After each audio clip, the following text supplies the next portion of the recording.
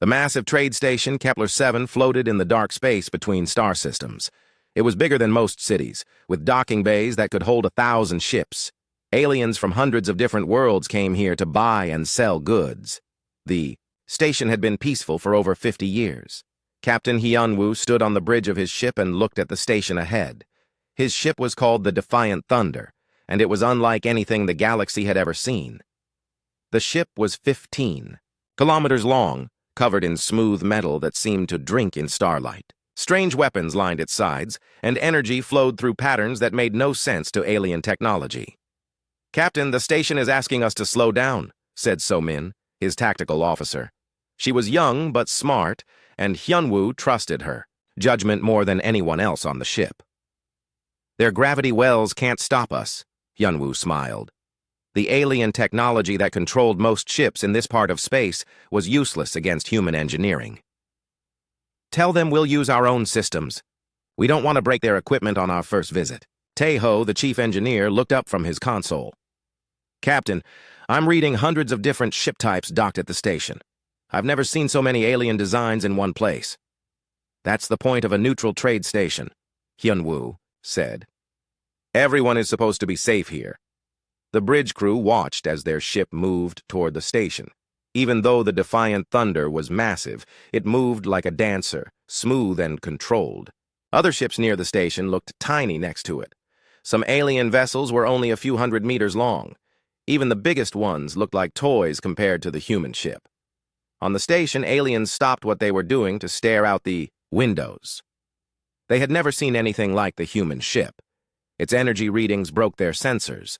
The weapons they could see were clearly advanced, but they couldn't figure out how they worked. The ship's armor was thicker than most space stations. Krell-Nox, the Vorthon trade administrator, watched the human ship approach. His reptilian face showed worry. The Vorthons were known for being calm and logical, but this ship made him nervous. "Get me a communication link to the human vessel," he told his assistant. "This is Kepler-7 control to the human ship," Krell-Nox said.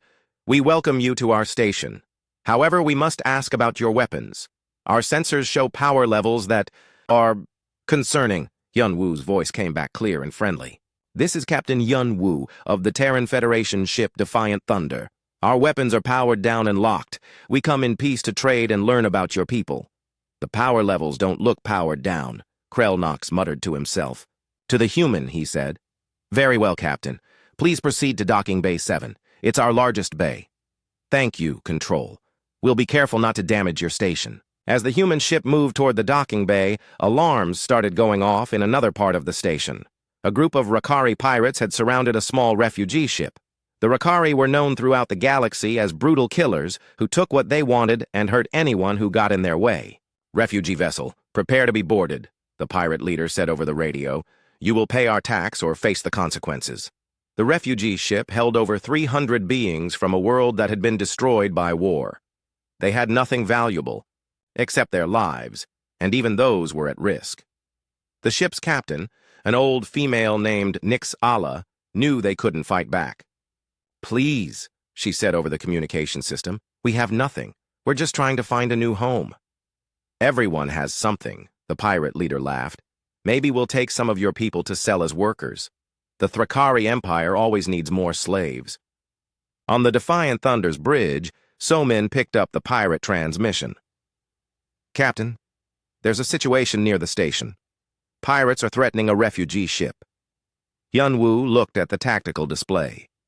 12 pirate ships surrounded one small, defenseless vessel. The pirates had weapons aimed at the refugee ship, ready to destroy it if they didn't get what they wanted. "What are station security doing?" Hyunwoo asked. "Nothing," So-min replied. "This is neutral space. They don't get involved in conflicts." Tae-ho shook his head. "Those pirates have enough firepower to destroy that refugee ship 10 times over. The people on board don't have a chance." Hyunwoo felt anger rising in his chest. He had seen too much, suffering in his years as a captain. The galaxy was full of predators who hurt the weak just because they could. He had joined the Terran Federation to protect people, not to watch them die while he did nothing. "So-min, can we reach the pirate ships from here?" "Yes, sir. We're well within range of all our weapons systems." "Captain," Tae-ho said quietly, Our orders are to make peaceful contact. Starting a fight on our first day might not be the best idea. Hyun-woo looked at the display again. The refugee ship was so small and helpless. The pirates were getting impatient, moving closer with their weapons charging. In a few minutes, innocent people would die, and he would have done nothing to stop it.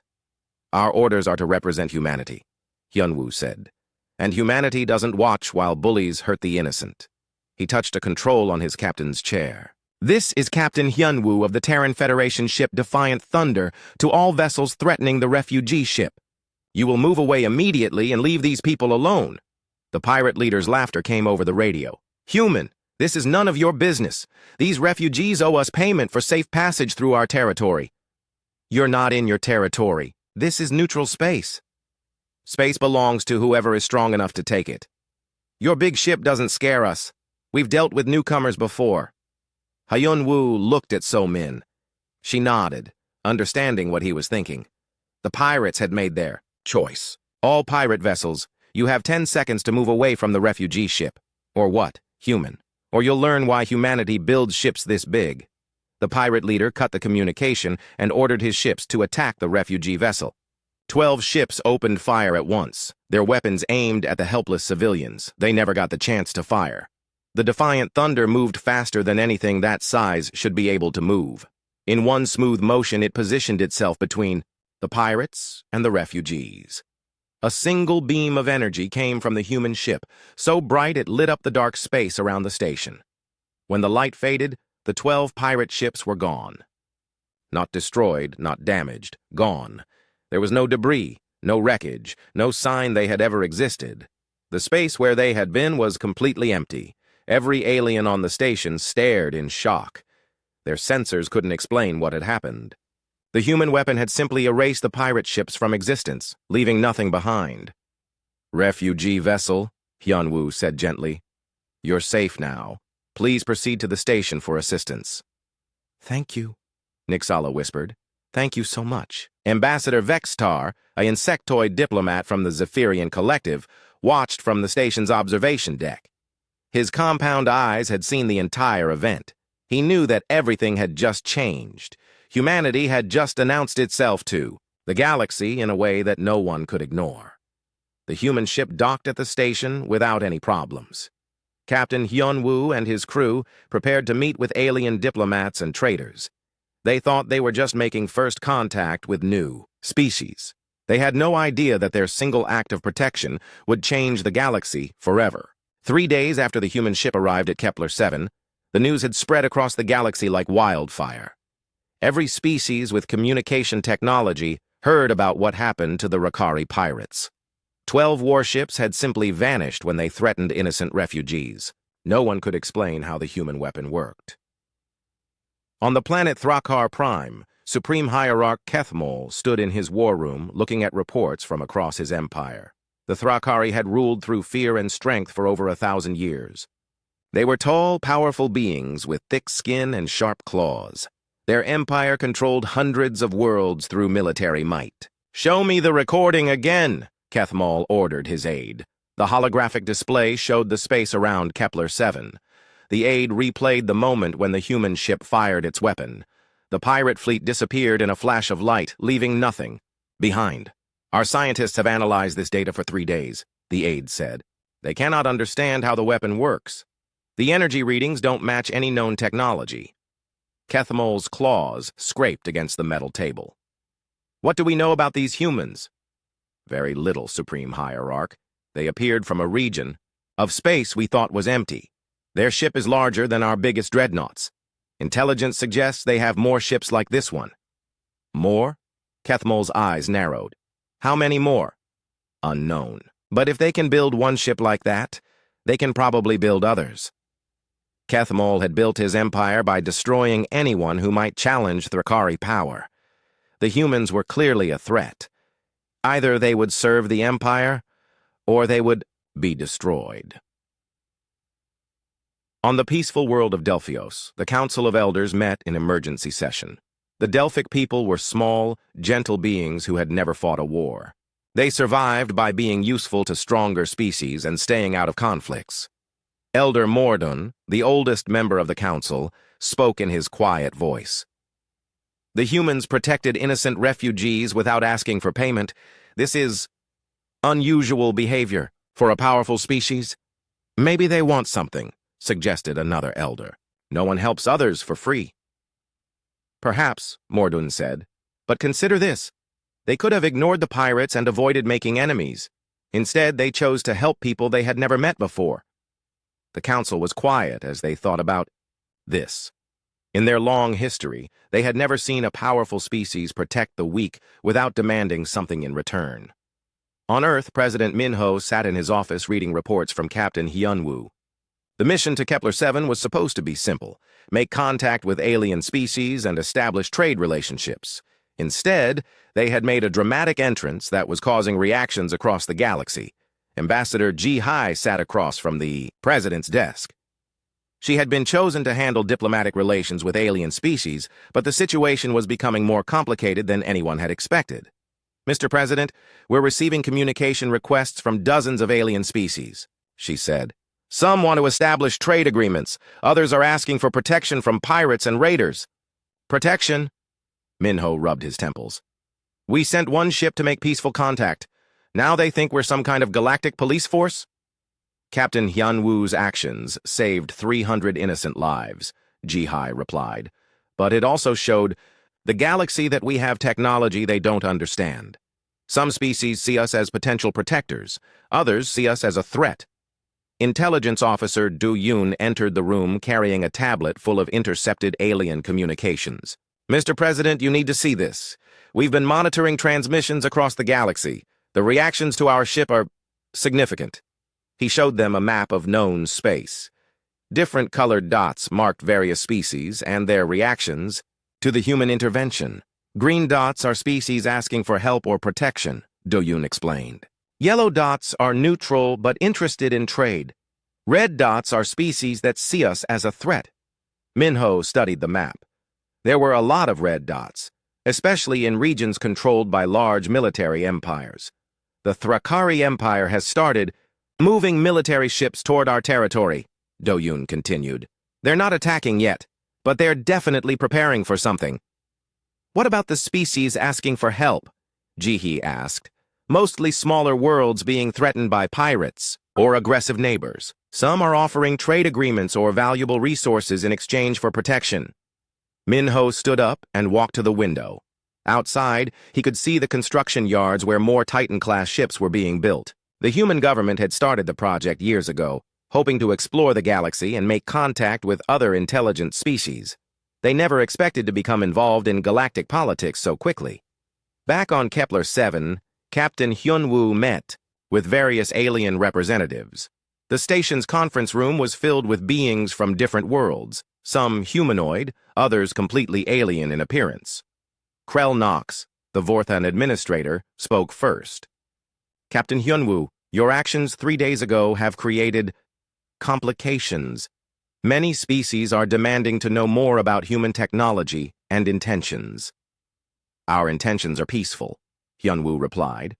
We want to learn about other species and establish friendly relationships. A tall, thin alien with blue skin raised one of his forearms. I am Trademaster Veltar of the Aquilian Consortium. My people control shipping routes in 3 sectors. We have a problem with raiders attacking our cargo ships. Would your people be willing to help us? For the right price, of course, added a smaller alien with insect-like features. So Min, who sat next to her captain, watched the aliens carefully. She could see that news of their ship's power had changed how these beings looked at humans. Some seemed hopeful, others suspicious, and a few looked afraid. We're not mercenaries, Hyunwoo said. We helped the refugees because it was the right thing to do. But you would help others in similar situations? Asked Veltar. If innocent people are in danger and we can help them safely, then yes. The aliens exchanged looks. Several began talking quietly among themselves in their own languages. Ambassador. Vextar leaned forward. His insectoid eyes reflected the light strangely. Captain, you may not realize what you have started. The galaxy has rules. The strong take from the weak. Pirates and raiders exist because no one is strong enough to stop them everywhere. Your ship changed that equation. How? Hyunwoo asked. Before your arrival, the Rakari pirates controlled shipping routes in 4 sectors. They had never lost a ship in battle. Now they are gone, and others are afraid to take their place. Trade routes that were dangerous for decades are now safe. Tae-ho, the engineer, spoke up. We only destroyed ships that were attacking innocent people. Yes, Vextar agreed. And that action has consequences. Species that depended on paying pirates for safe passage now have questions. Pirates in other regions are nervous. Some are avoiding areas where humans might appear. Over the following days, the effects of the human intervention continued to spread. Cargo ships that had avoided certain routes for years began using them again. Several groups of refugees changed course toward human-controlled space, hoping for protection. Pirates and raiders started gathering in larger groups, believing that numbers might protect them from human weapons. On the Thrakari homeworld, military commanders met to discuss the human threat.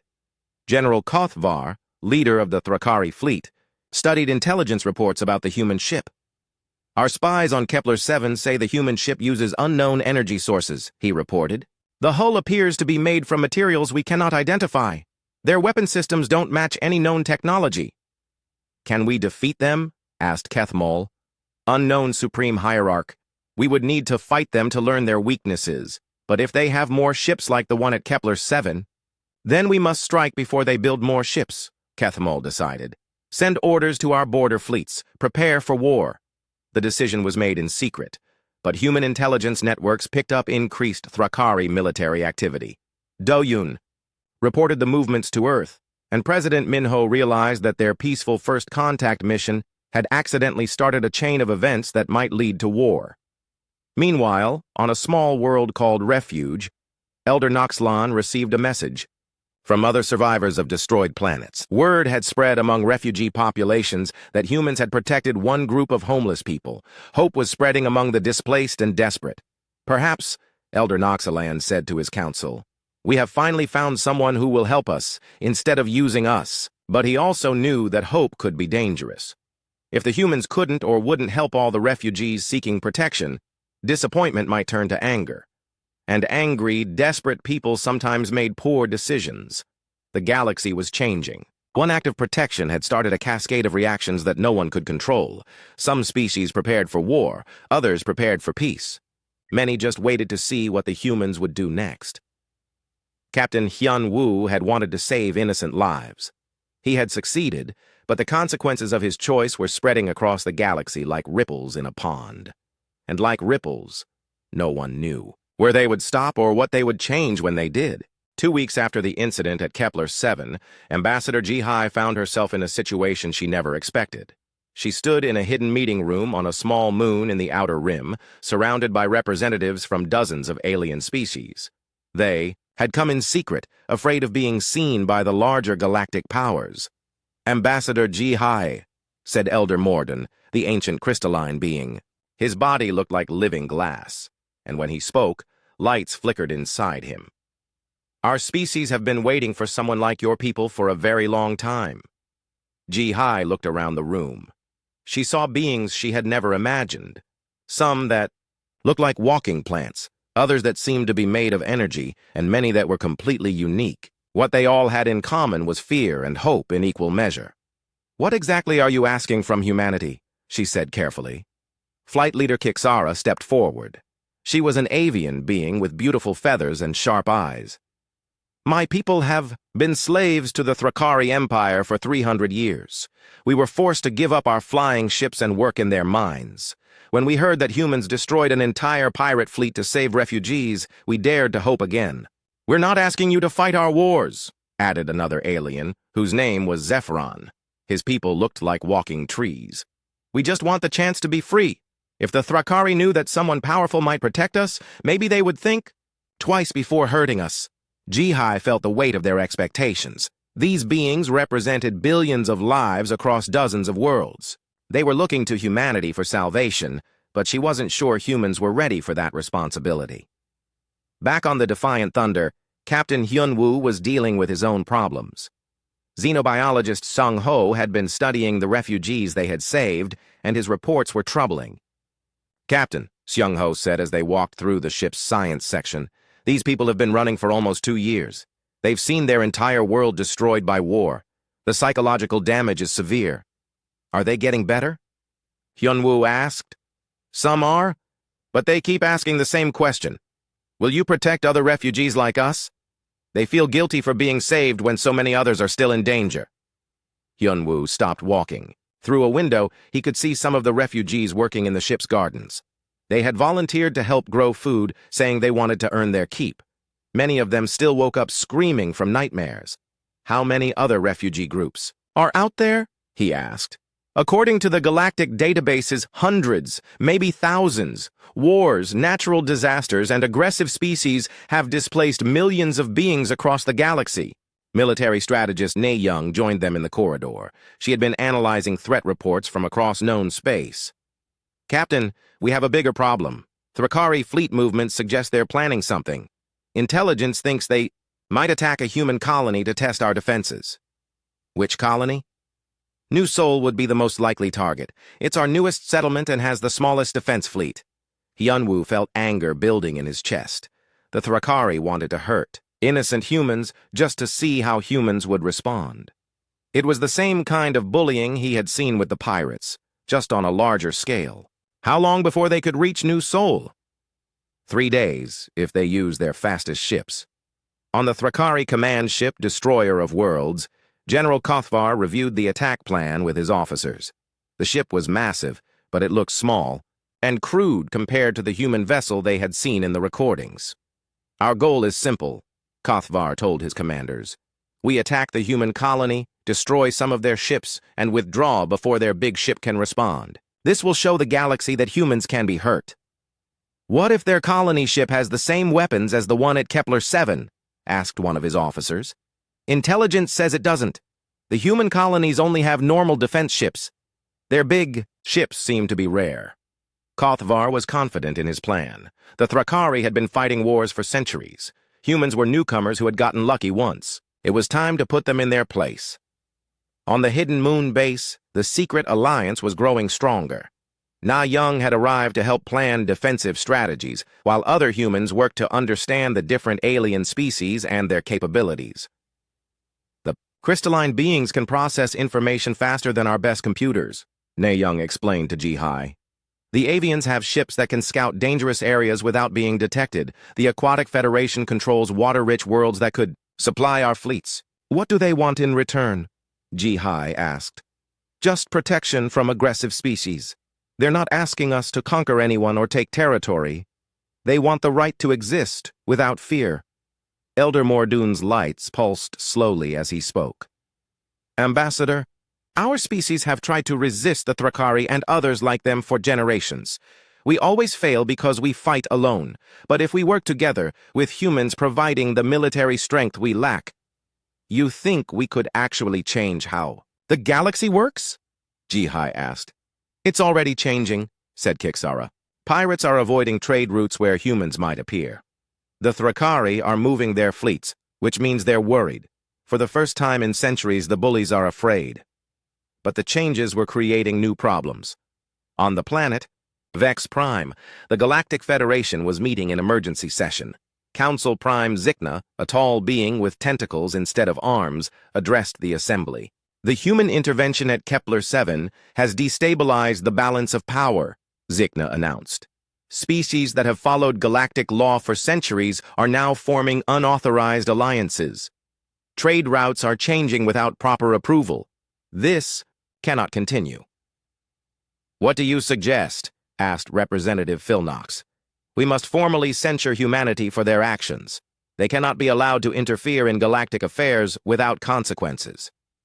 But many of the smaller species in the Federation disagreed. For them, human protection offered hope for a better future. The Federation was starting to split between those who supported the old order and those who wanted change. On New Sol Colony, Governor Wu Jin received the warning about the possible Thrakari attack. The colony had 50,000 human settlers, and only a small defense fleet. If the Thrakari attacked with a full battle group, the colony wouldn't survive. "Send a message to Earth," he ordered his communications officer. Tell them we need immediate military support. Sir, the nearest human military ship is 6 days away. Then send a message to Captain Hyun-woo on the Defiant Thunder. Maybe his ship can get here in time. The message reached Hyun-woo while he was meeting with the alien representatives on the hidden moon. When he heard about the threat to New Seoul, his decision was immediate. We leave now, he told So-min. Captain, Ji-hai said, if you attack Thrakari ships, it could start a war. If I don't, innocent people will die. That's not acceptable. The Thrakari might be testing us, Na-young added. They want to see how we respond to aggression. Then we'll show them. The Defiant Thunder left the moon base at maximum speed. The ship's advanced engines allowed it to travel faster than anything else in the galaxy, but even so, the journey to New Seoul would take almost 3 days. As they traveled through space, Hyun-woo thought about the impossible situation humanity found itself in. A few weeks ago, they had been alone in the galaxy, exploring new worlds and learning about alien species. Now they were becoming the protectors of the weak and the enemies of the strong. Captain, Seung-ho said quietly, do you ever wonder if we're doing the right thing? Every day, Hyun-woo replied. But I'd rather make mistakes trying to help people than live with myself knowing I did nothing. Even if it leads to war? Especially then. Sometimes war is forced on you by people who think might makes right. When that happens, you have to choose between fighting back and letting evil win. The Thrakari fleet was already moving toward New Seoul when they detected the human ship approaching. General Kothvar was surprised. Intelligence had said the big human ship was far away, but somehow it was going to arrive before his attack. Change of plans, he ordered. We'll attack the human ship directly. If we can destroy it, the galaxy will see that humans are not invincible. Sir, we don't know what weapons that ship has. It's one ship against our entire fleet. Numbers will win. But Kothvar was about to learn the same lesson the pirates had learned at Kepler 7. Human technology was not like anything the galaxy had seen before, and Captain Hyun-woo was not in a forgiving mood. The battle that was about to happen would change everything.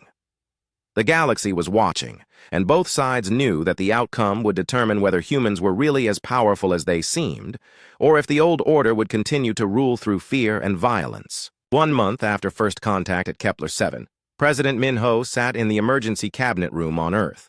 The holographic display showed star maps covered with red warning indicators.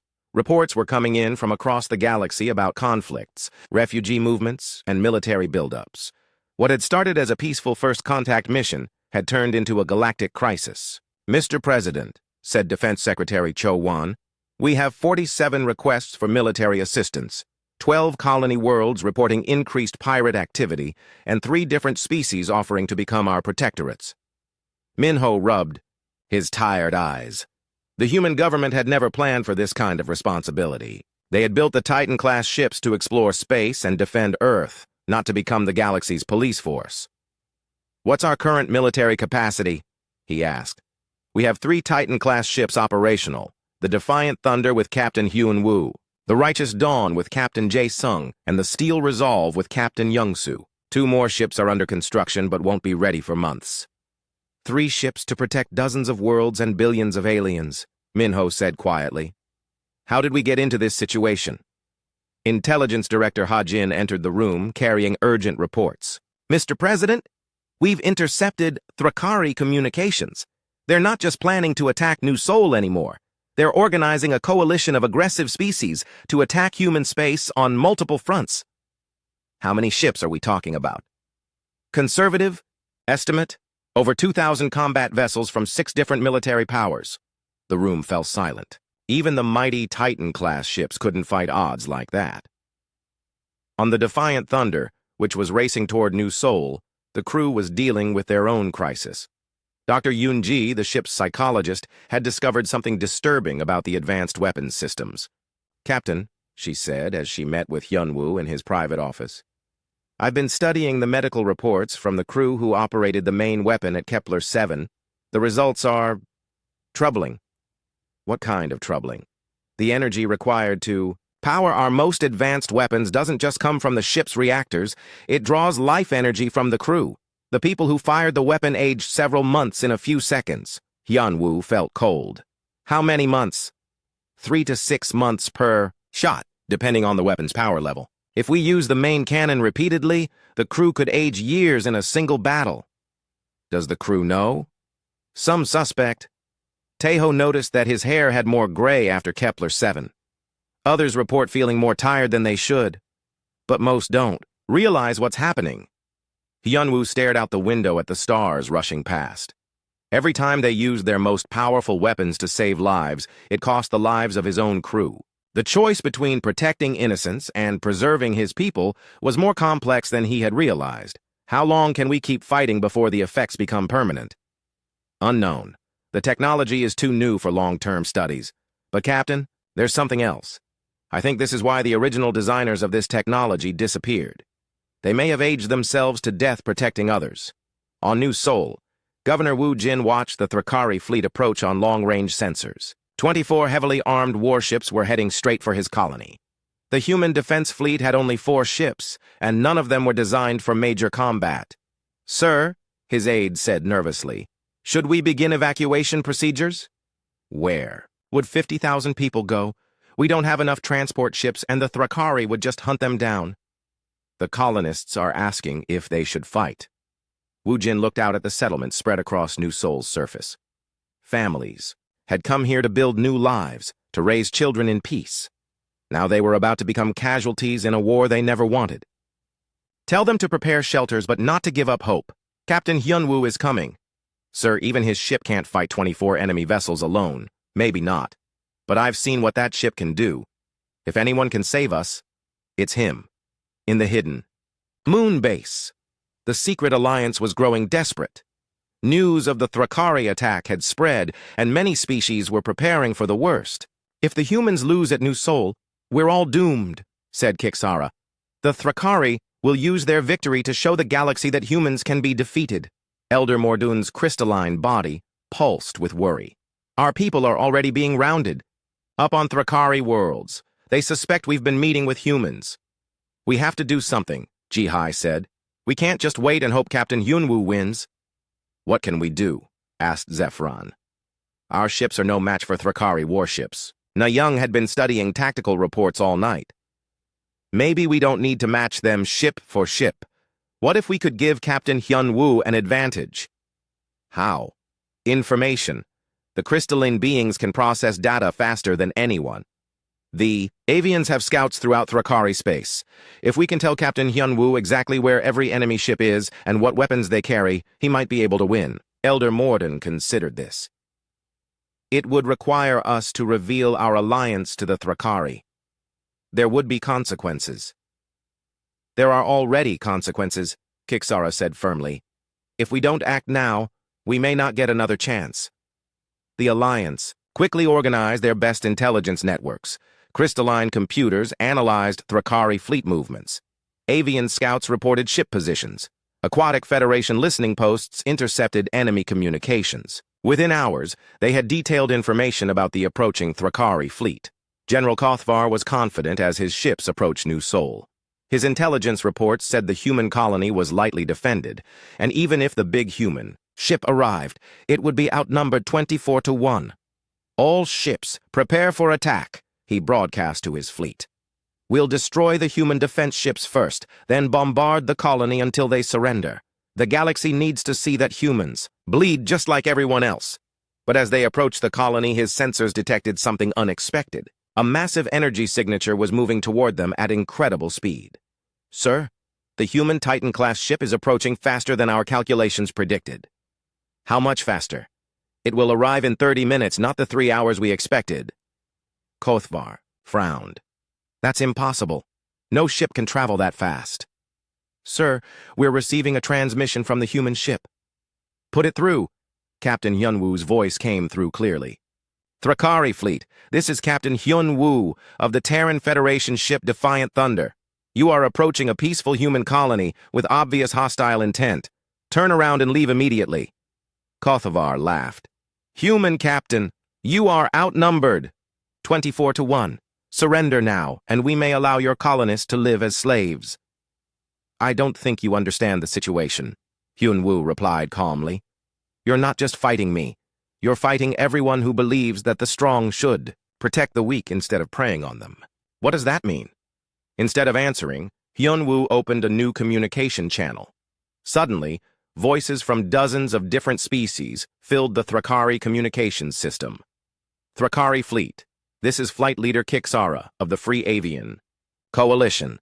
We stand with humanity. This is Elder Morden of the Crystalline Collective. We support the human cause. Aquatic Federation here. The humans have our backing. One by one, species that had been silent for centuries announced their support for humanity. The galaxy was listening, and for the first time, the oppressed were speaking with one voice. Kothvar realized that this battle was about more than just testing human strength. It had become a symbol of whether the old order would continue or whether something new was beginning. All ships, attack formation, he ordered. We end this here and now. The Thrakari fleet moved toward New Sol, but the Defiant Thunder was already positioning itself between them and the colony. On the human ship's bridge, So-Min received detailed intelligence from the Alien Alliance. Captain, we have complete tactical information on all enemy ships, their shield frequencies, weapon ranges, even their ammunition counts. How do we have this information? The Alliance provided it. Every species that's been hurt by the Thrakari is helping us now. Hyun-woo realized that this battle would determine the future of the galaxy. If he won, it would prove that the Alliance could stand against traditional powers. If he lost, the hope of billions would die with him. Tae-ho, he said quietly, I need you to prepare all weapons systems. Captain, using our most powerful weapons will age the crew. I know, but if we don't use them, everyone on New Sol dies, and the galaxy goes back to being ruled by fear. Tae-ho nodded grimly. All hands, prepare for maximum power weapons engagement. Medical teams, stand by for rapid aging protocols. The battle was about to begin, and everyone knew that its outcome would change the galaxy forever. The age of the strong preying on the weak was about to end, but the cost of that change would be higher than anyone imagined. 2 months after the first contact at Kepler 7, the galaxy was at war. The battle at New Sol had ended with Captain Hyun-woo destroying the entire Thrakari fleet, but victory came with a terrible price. Half his crew had aged 5 years in a single battle. The human weapon technology was more dangerous than anyone had realized.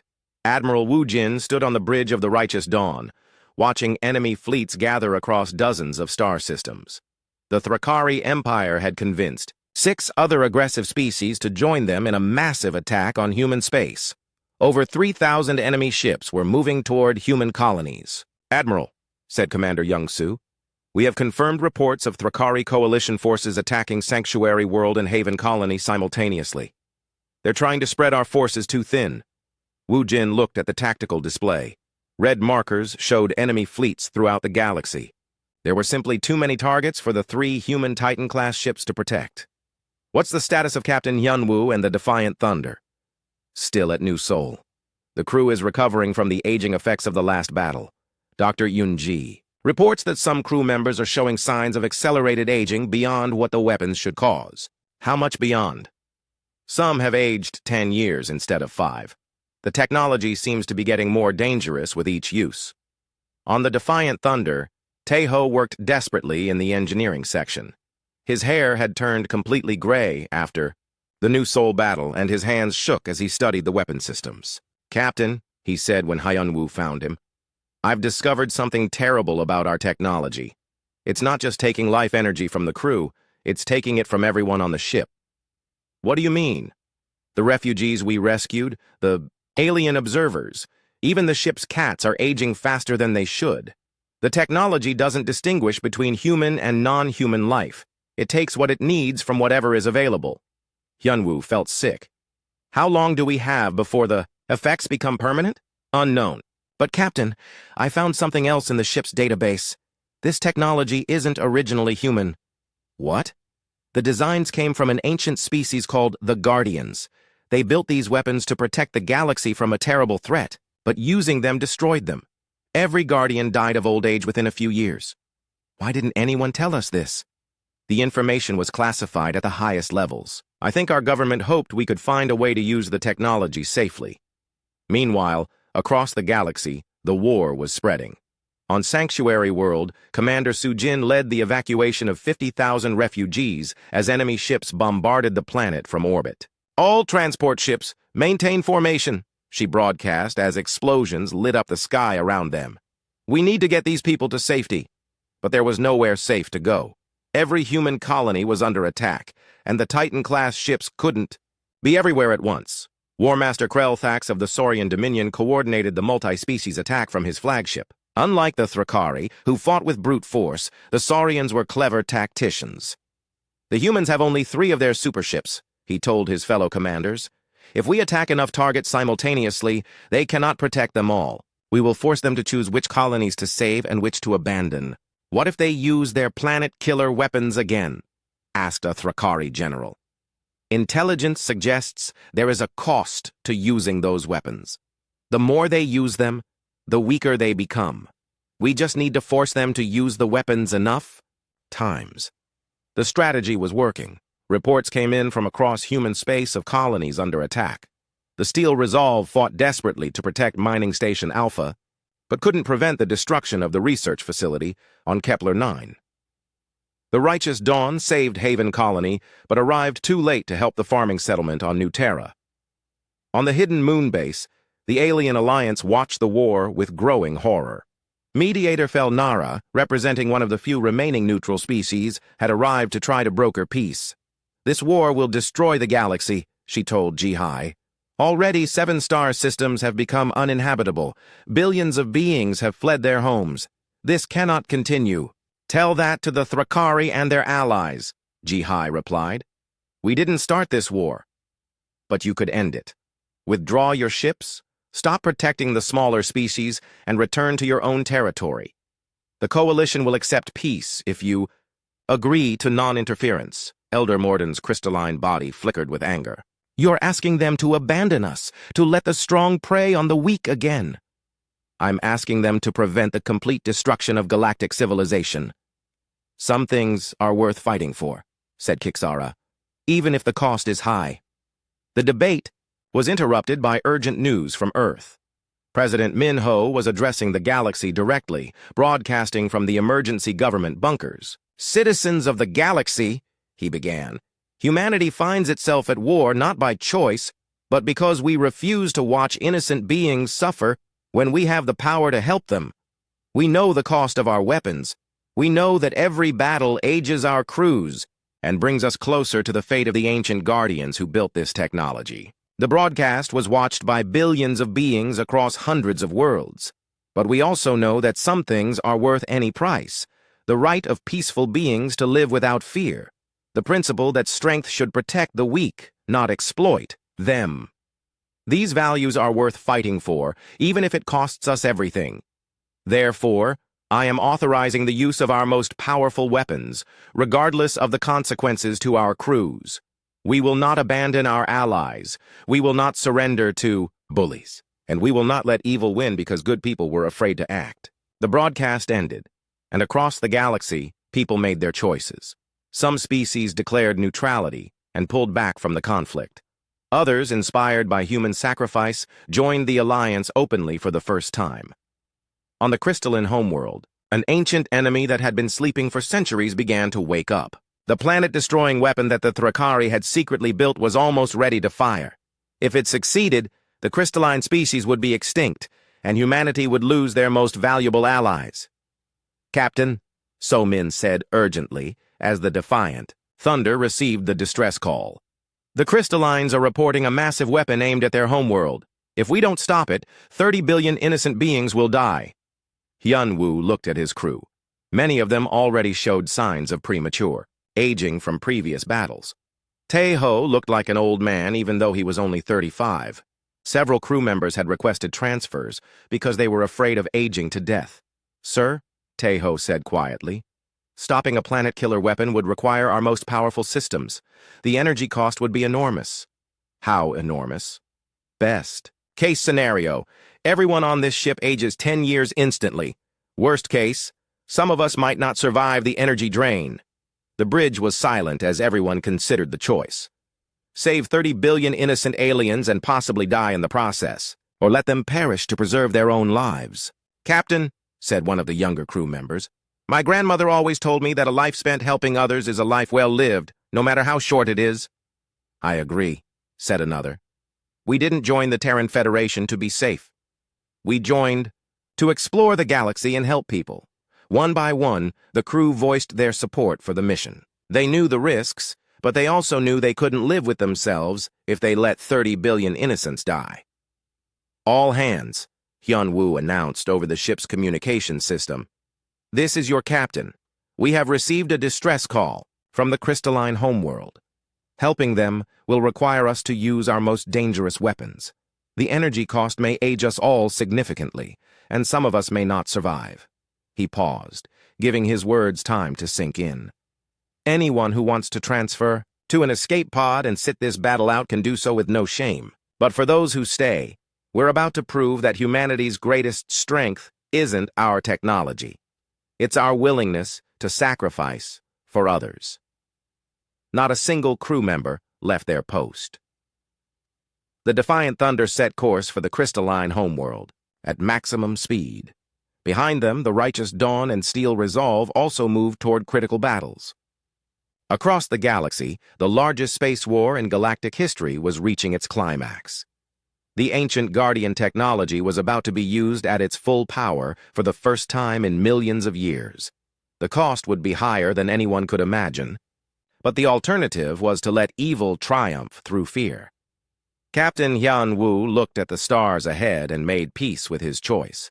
Some things were worth any price, and protecting the innocent was one of them. 6 months after Captain Hyun-woo first protected refugees at Kepler-7, the galaxy had changed forever.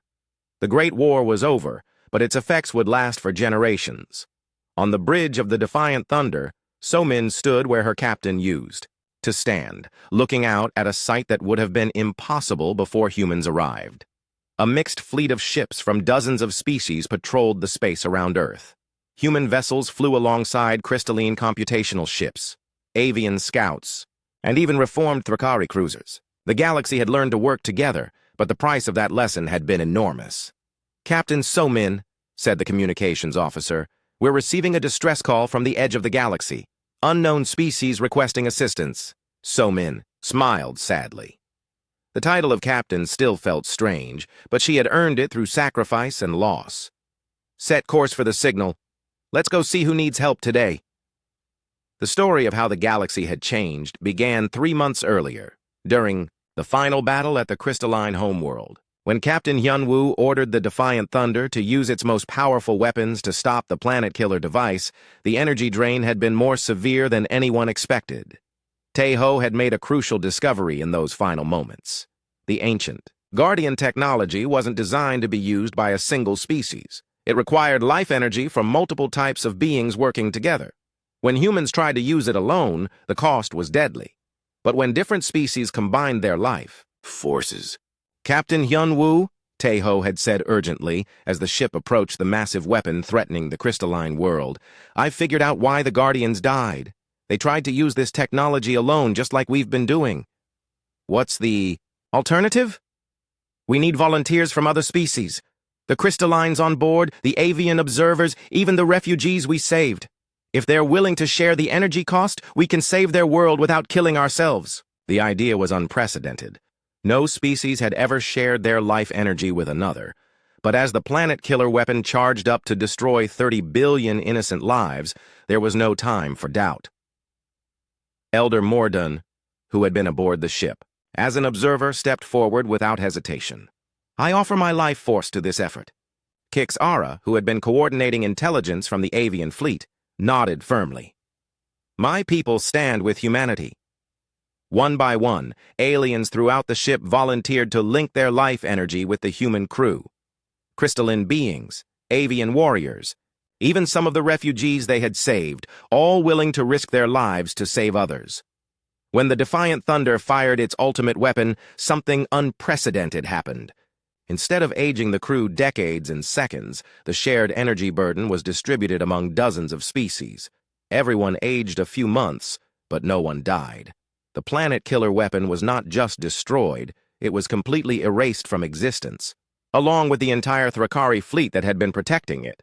The message was clear. When the galaxy's species worked together, they were unstoppable.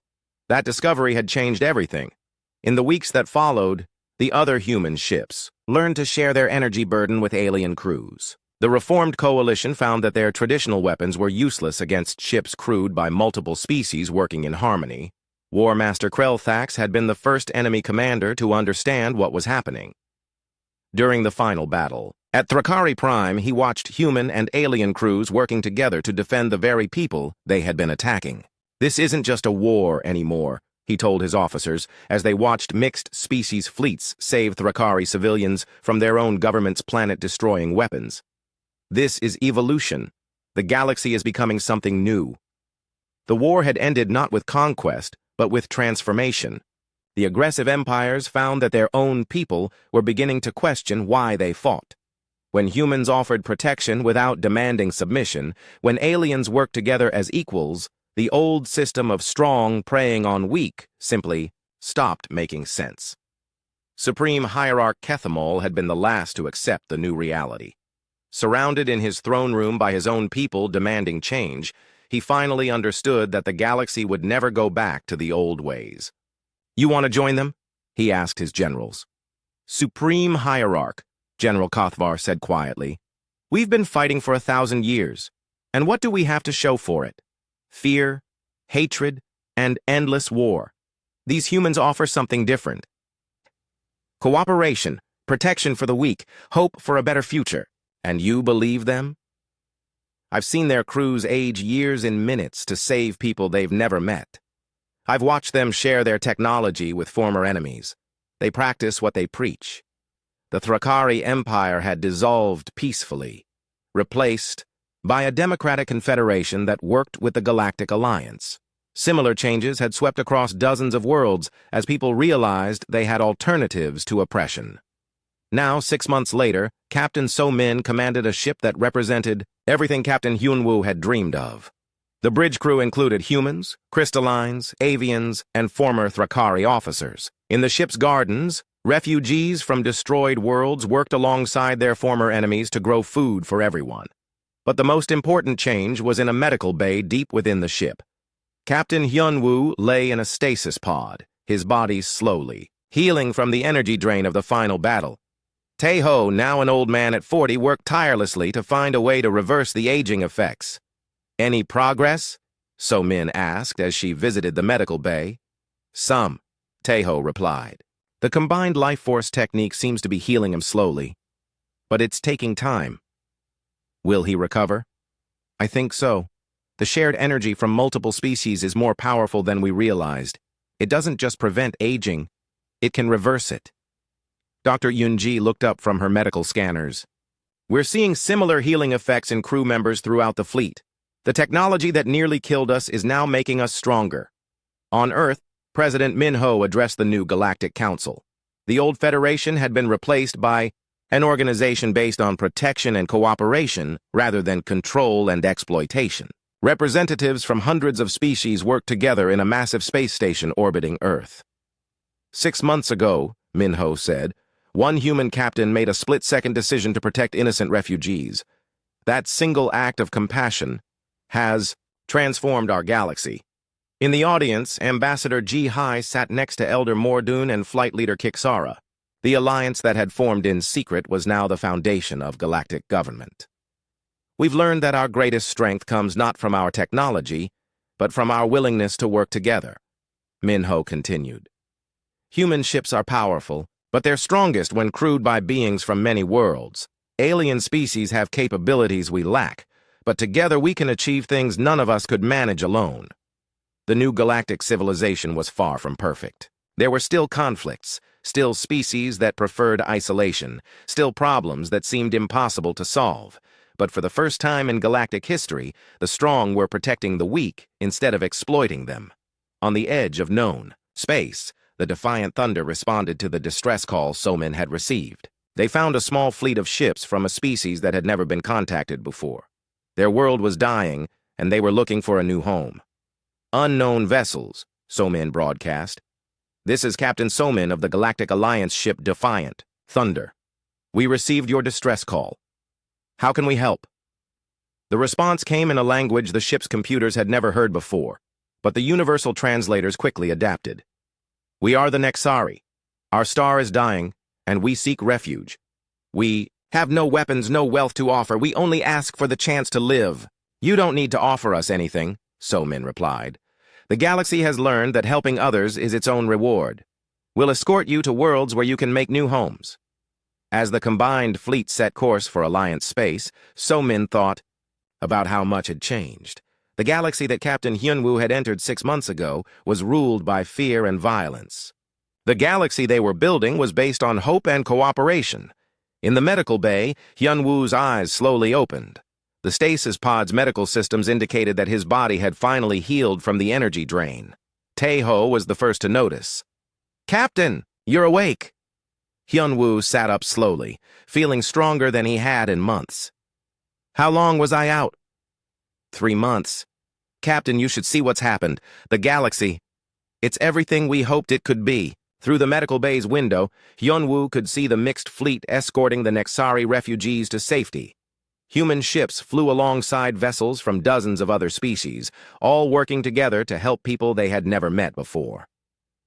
"One act," Hyunwoo whispered, remembering the moment he had decided to protect refugees at Kepler 7.